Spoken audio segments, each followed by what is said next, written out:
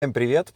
Решил записать это видео как небольшой путь, дневник к моему заплыву. Хочу рассказать, как вообще пришел в плавание, почему решил готовиться к океанмен и что стоит за этой целью. Началось все, по сути, с травмы ноги. Второе хобби у меня эндуро-мотоциклы. Накопленная травма была за несколько лет.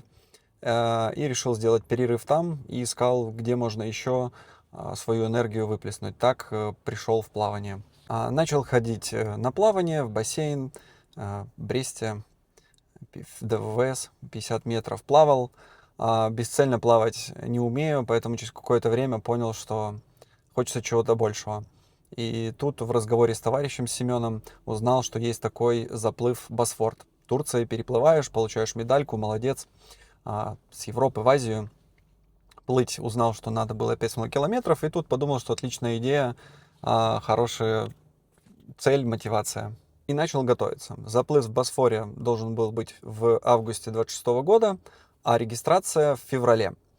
Начал тренироваться, ходить, просто плавать, что-то гуглил, смотрел, как сам, в общем, занимался. Когда пришло время регистрации, нашел клуб минский, чтобы зарегистрироваться. Нужна была справка от тренера. Ну, собственно говоря, я искал и нашел минский клуб. Но в момент регистрации отменили в день регистрации, и я начал искать причину, и в Инстаграме, в комментариях нашел причину. Это в прошлом году, в 25-м, утонул человек на Босфоре, его там долго искали, и нашли только вот буквально там за неделю до регистрации. Ну, собственно говоря, я, так мягко говоря, офигел, понял, какие там есть для себя риски, да, то есть на Босфоре надо было плыть без гидрокостюма, без сигнального буя, без часов, ничего не разрешается. Скажем так, это не поможет, наверное, если ты будешь тонуть, но, по крайней мере, родственникам поможет тебя найти, так писали в комментариях. И я отложил регистрацию. И подумал, что если не введут сигнальные буи, я не поеду на Босфор, буду что-то другое смотреть. И таким образом я узнал, что есть такой чемпионат Океанмен, и нашел клуб в Бресте Посейдон, который возит туда своих пловцов. Так я познакомился с клубом местным. Осталась неделя до заплыва. Я тренируюсь где-то с ноября 2025 года. Активно с февраля уже было по 4 тренировки. Это 2 тренировки с тренером, среда-воскресенье, и понедельник-четверг я сам плаваю. С тренером объемы разные, и длительные, и физуха. Сам понедельник-четверг 45 минут в бассейне, там километр 600-2 с разными упражнениями. Вообще надо, чтобы участвовать в таком заплыве. Это чемпионат мира на открытой воде. Там есть разные дистанции, 2, 5, 10 километров, детский заплыв и эстафета. По сути, по желанию, но не обязательно это гидрокостюм. Он обязателен, если температура воды меньше 17 градусов, а с 17 по 21 он рекомендуем, но не обязателен, а свыше 24 градусов воды он вообще запрещен, потому что будет тепловой удар. Гидрокостюм, шапочка выдается, очки, ну, собственно говоря, оплата взноса в зависимости от этапа, со скидкой или без, там от 40 до 100 евро. Проживание, естественно, в Италии, дорога в Италию. До сих пор не до конца для себя решил, с какой скоростью плыть. То есть цель была сначала проплыть, когда на тренировках мы начали плавать по 3 и даже уже плавали и 5 километров на время, я понял, что просто плыть мне неинтересно, хочется какого-то результата. Начал мониторить результаты прошлых лет и увидел, что если плыть со скоростью минута 50 на километр, то можно приплыть там, в топ-20, топ-30 участников этого этапа. Но, повторюсь, до сих пор еще не определился для себя, плыть это в кайф, либо же плыть на время для какого-то результата. Продолжаем наше путешествие, или начинаем. Аэропорт Модлин. Сейчас покажу, как мы тут разместились. Так, вот. Это 5 евро стоит место. И вот это наша команда. Сейчас у нас 3 утра, а у нас вылет в 9. Так, помашите ручкой. Вот. Вот так вот. Да, вот так вот Вот так вот скрытая камера зафиксирует, кто как спит. Улыбочки. Улыбочки, мы всех заснимем. Тренер. Этот человек нас привез сюда. Так, прошли границу за 4 часа и были уже в аэропорту в 3 ночи. Собственно говоря, поспали и скоро будем заходить на посадку. Лаунж в Модлине сегодня не работал с 8 утра, хотя мы его очень ждали. И поэтому мы злые. Покушали просто в баре. Вот. Готовимся на посадку. Таки получилось пробраться в лаунж Кей в Модлине. Открылись на 40 минут позже. Вот так он выглядит. Вот. Что у нас тут есть? Водичка, вина, алкоголь.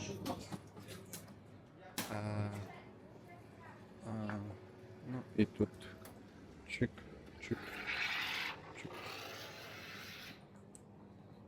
Идем на посадку.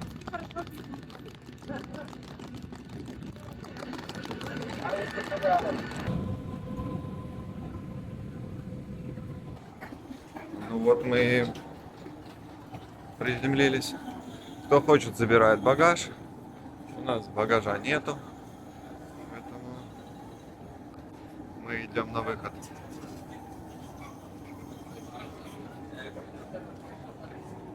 Наш отель.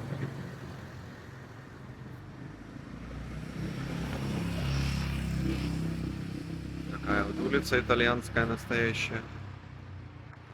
Море.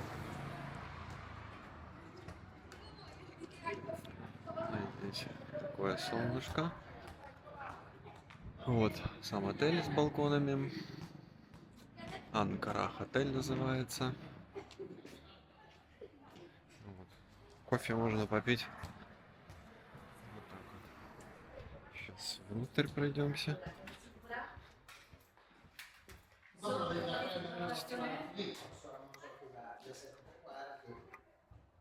Так, вот здесь мы сегодня заселились. Будем готовиться спать. Вот такой вот номер. Одна здесь комната, телевизор, балкончик. Все такое аутентичное. Ну, собственно говоря, вот сам санузел. И окошко. В дороге заехали в Декатлон. Купил еще себе для бассейна вот такие. Докупил шлепки. Изотоник уже выпили. Там магний. Потом почитал, оказалось, что если не пил, то и не надо. И вот очки Арена. Самые распространенные Bolt Swipe, которые подходят многим и очень нравятся. Ну, собственно говоря, под гидрокостюм. Красные ареновские трусы. Шлепки 20 евро. Очки там 37 евро. Мини-обзор, что необходимо для гонки. Начнем с руки. Естественно, часы, будет расстояние, скорость, темп напоминать. Едем дальше. Резинка для разминки. Полотенце маленькое, тоненькое, удобно брать с собой. Плавки под гидрокостюм. Дальше. Это чтобы очки не запотевали. Очки, изотоники. Один в дороге на 2,5 километра. Возможно, буду есть. Скотчем приматывается к гидрокостюму. Это, по сути, вазелин от натирания костюма. Дальше это буй. Он надуется. И, собственно говоря, он обязателен в гонке. Это шапочка, если решу, что будет холодно. Вода там 18-17 градусов. Шапочка раз. Бывает и 2 шапочки одеваем. Дальше, ну, собственно говоря, сам костюм и мешок для удобства нести. Вот коротко.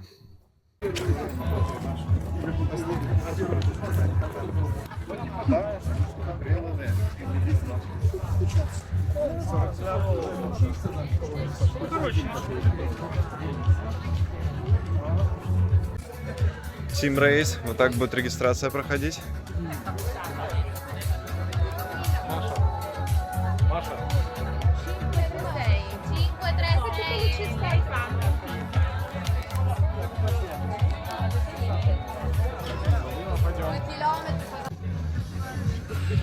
вот здесь будет старт.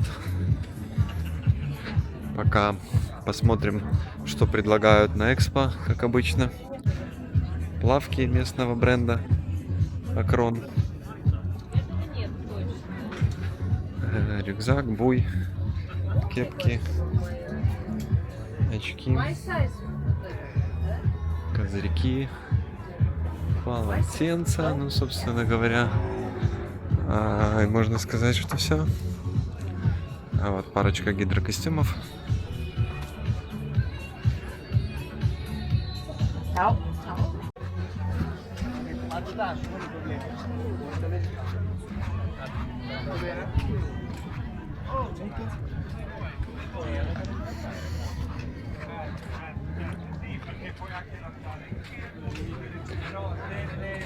Вот, старт-финиш.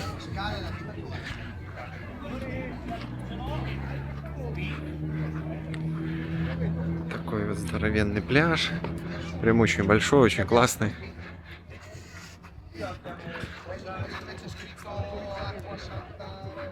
Ну, правда, немножко водорослей видно уже.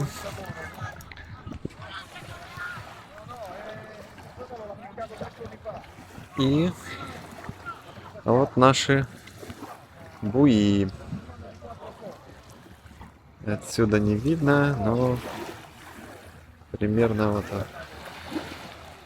Ушки.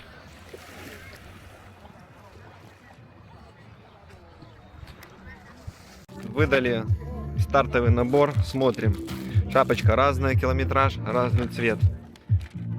Чип, все понятно. Что у нас здесь?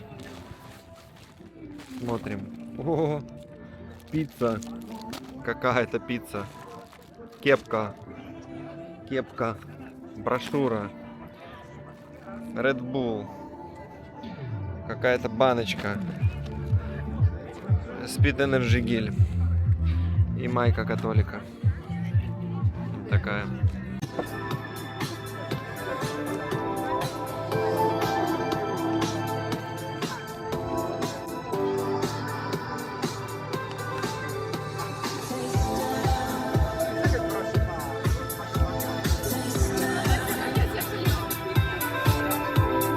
Так, ну что, первый день сегодня пробовал тестово поплавать километрик где-то туда-обратно до буя.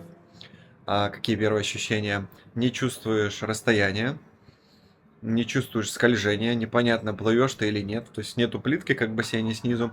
Ну и, собственно говоря, от этого не понимаешь, ты ж на месте или вроде плывешь, надо уже следующий грибок делать, или еще скользить на одной руке. Вот. Водичка достойная, в принципе, этих там 19 градусов в гидрокостюме не чувствуется. Костюм держит, водичка солененькая. Все, в воскресенье будем плавать. Что еще хотел рассказать про гидрокостюм. Они очень разные бывают. Хочу показать на примере Zone 3. Костюм ручной работы, склеен из, не помню, но большого количества кусков, лоскутков. Так вот все заклеено, да, от липучки потрескалось. Вот количество, и каждый элемент имеет разный неопрен и свою плотность. То есть здесь очень узкий на плечах, а здесь потолще, вот красным, для того, чтобы держало. Вот так он выглядит изнутри. Вот. Как он выглядит с этой стороны. То есть кажется, что за клей, а так, из-за того, что это ручная проклейка. Здесь вставки, чтобы грибок был. Здесь вставка держать на воде, как и ноги, из толстого неопрена. И плечи самые тонкие, здесь прям вообще тонюсенький слой. Выбрались на рыночек купить черешни. Мы сегодня с ребятами бегали и набрели на местный рынок. Начало рынка. Такой стоят машины просто. Что у нас тут? Яблочки.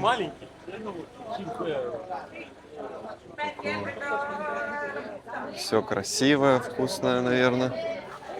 Что тут из необычного? Вот такие, наверное, классные абрикосы, персики, черешенка, клубничка.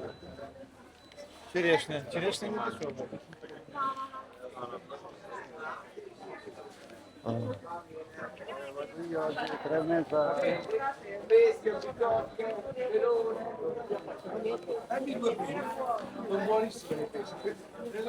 Что, вышли с отеля, иду, немножечко мандражик, но в целом будет все гуд.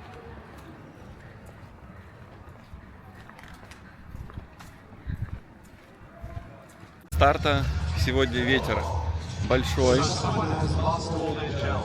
прям вот волна такая, ну.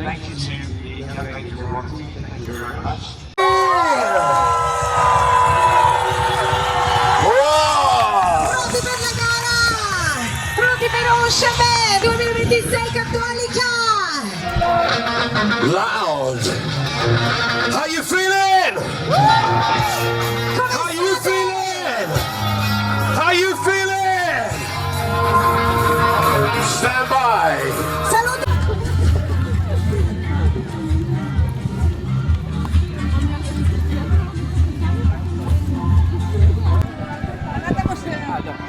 Мажем от натирания. Si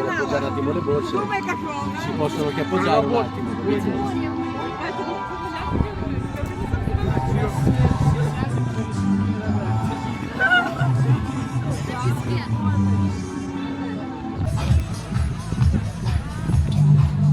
Надо второе делать, а потом уже дотягиваться.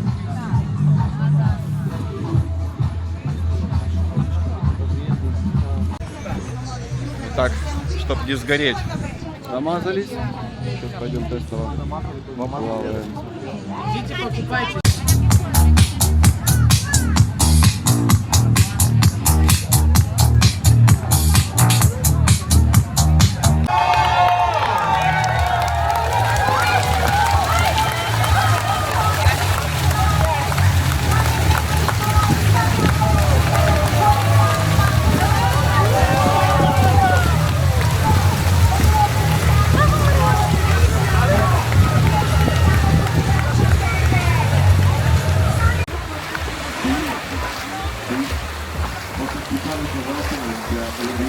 Ура, ты первый из наших, Игорь. Поздравляю тебя, будь.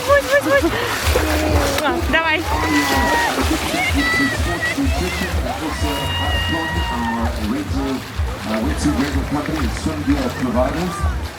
Shout out to the Ocean Man shop. And now Armando. What's going on here? Who are you shouting for? Ricardo? Пошли туда. Ah, Pierluigi. Oh my gosh! Ah, Sylvia. Is it Sylvia Pierluigi? Так, подожди. Игорь, ты проплыл 5 километров. Давай, свои ощущения. О, с такой волной это, конечно, точно не плыть в кайф. Где-то на 3 километрах казалось, что нафиг оно надо вообще. А на последних 2, как уже стошнило от изотоника, так уже плыл как ракета. Вот сейчас приплыл, такой думаю, ну классно, можно еще плыть. А на 3 думал, да ну нафиг, больше не пойду. 10 так точно. В общем, это не плыть в кайф, волна все сбивает, и дыхание. А вообще ни техники, ничего, просто как какашка в проруби, болтаешься и все. Лишь бы доплыть. Лишь бы доплыто. Ура, поздравляю. Ну что, записываю финальный аккорд. Прогулка оказалась точно нелегкой. Не было ни 50, ни 100 метров, как в бассейне. То есть разница колоссальная между бассейном и открытой водой, да еще с такими волнами, еще и соленой воды. Поэтому 10 километров пока вообще не хочется. А если мы говорим про 5, можно в Орте, на озере, где, по крайней мере, приближено к бассейну, есть какая-то там протяжка, грибок какой-то. Здесь просто борьба с волной постоянная. То есть все 5 километров я терпел. Вот, поэтому все. До новых встреч. Еще хотел добавить, что у нас в команде были и девчонки разных возрастов, и парни, и юниоры, и ребенок. Таких вот Плавать, в общем, можно в любое время. Будь то тебе 40 лет, будь то 50. Вот. Классно, что это формат не соревнований, где спорт высоких достижений, а все-таки любительская история. Никто тебя тут не осуждает, если ты как-то плохо приплыл. Поэтому организация была отличная, да, с какими-то, может быть, косяками, но они не настолько важны, потому что важна атмосфера, важна вот эта вот история, там, вкусно покушать, еще посидеть, у тебя поддержка, ты приходишь, члены команды, все друг за другом болеют, поддерживают, помогают, вот это самое ценное. Вот, поехать с клубом, спасибо клубу «Посейдон» в Бресте за помощь, за организацию, за вливание в коллектив, скажем так.